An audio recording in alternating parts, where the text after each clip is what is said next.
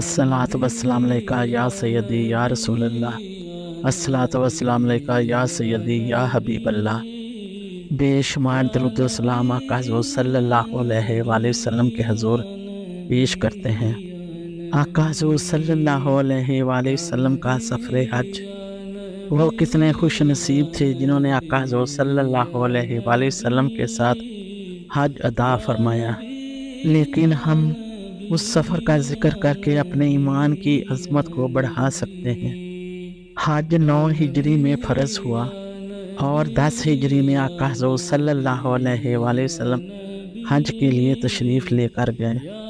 آقا حضور صلی اللہ علیہ وآلہ وسلم کا حج پر تشریف لے جانے کی بات پورے عالم اسلام میں پھیل گئی، تو آقا حضور صلی اللہ علیہ وآلہ وسلم کے ساتھ حج پر جانے کے لیے 1 لاکھ سے زائد افراد مدینہ منورہ میں جمع ہو گئے اور مدینہ منورہ کے ارد گرد خیمہ بستی آباد ہو گئی۔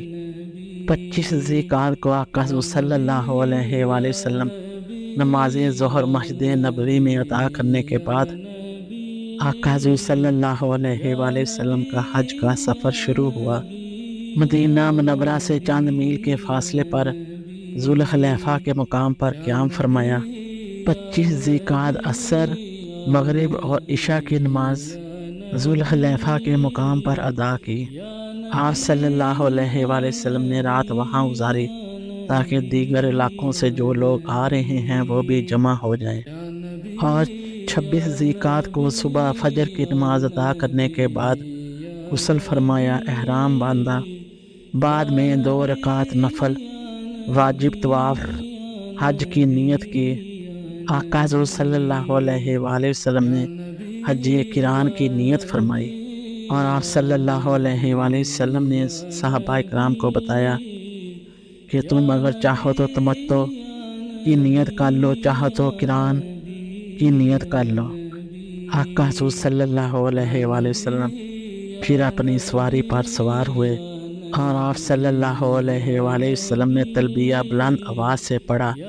آپ صلی اللہ علیہ وآلہ وسلم نے فرمایا کہ ابھی جبرائیل علیہ السلام میرے پاس آئے، انہوں نے اللہ کا حکم یہ پہنچایا ہے کہ یا رسول اللہ صلی اللہ علیہ وآلہ وسلم آپ بلند آواز سے تلبیہ پڑھیں، کیونکہ تلبیہ حج کا شعار ہے۔ حج کیا ہے؟ حج اللہ کے نام کی دہائی دینے کا نام ہے۔ حضرت جابر بن عبداللہ اس حدیث کے راوی ہیں۔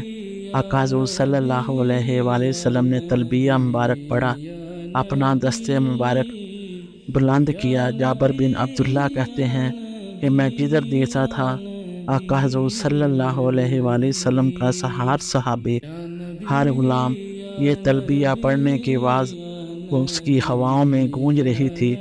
حضرت جابر بن عبداللہ رضی اللہ تعالیٰ عنہ فرماتے ہیں کہ پر نور منظر دیکھ کر خوشی سے میرے آنسو جاری ہو گئے۔ آقا حضور صلی اللہ علیہ وآلہ وسلم 4 ذی الحج کو مکہ کے قریب وادی ذی طویٰ میں پہنچے۔ رات کا وقت تھا، آپ نے رات اسی وادی میں قیام فرمایا اور صبح شہر مکہ کی طرف روانہ ہوئے۔ آقا حضور صلی اللہ علیہ وآلہ وسلم جب حرم پاک میں داخل ہوئے اور پہلی نگاہ کعبہ شریف پر پڑی تو آقا حضور صلی اللہ علیہ وآلہ وسلم نے دعا فرمائی، اللہم انت السلام و منک السلام۔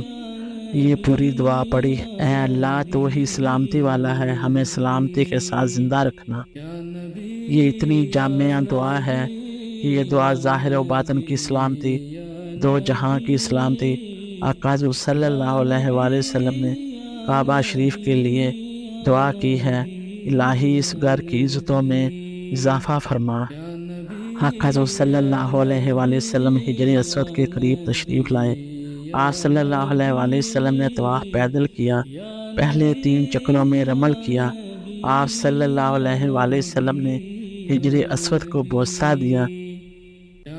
آپ صلی اللہ علیہ وآلہ وسلم حجر اسود کو چوم رہے تھے۔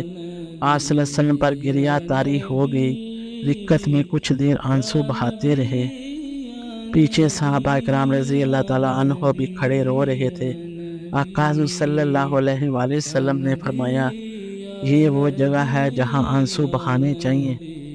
اور جب رکن یمانی سے حجر اسود کی طرف تشریف لا رہے تھے اس دیوار کے ساتھ آقا حضور صلی اللہ علیہ وآلہ وسلم نے دعا فرمائی، ربنا آتنا فی الدنیا حسنۃ وفی الآخرۃ حسنۃ وقنا عذاب النار۔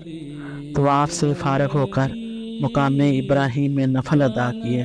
اس کے بعد چاہے زمزم پر تشریف لائے، آپ صلی اللہ علیہ وآلہ وسلم نے اپنے دست مبارک سے پانی نکالا، ڈول کا پانی کسی برتن میں نہیں ڈالا، اسی ڈول کو ہی دہن مبارک لگایا، اور آپ صلی اللہ علیہ وآلہ وسلم نے بقایا پانی چاہے آب زمزم میں ڈال دیا۔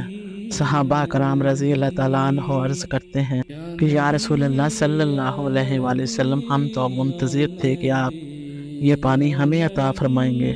میرے آقا کریم صلی اللہ علیہ وآلہ وسلم نے ارشاد فرمایا، اے صحابہ کرام، آج تم میرے ساتھ ہو، کل تمہیں پھر یہ تبرک مل جائے گا۔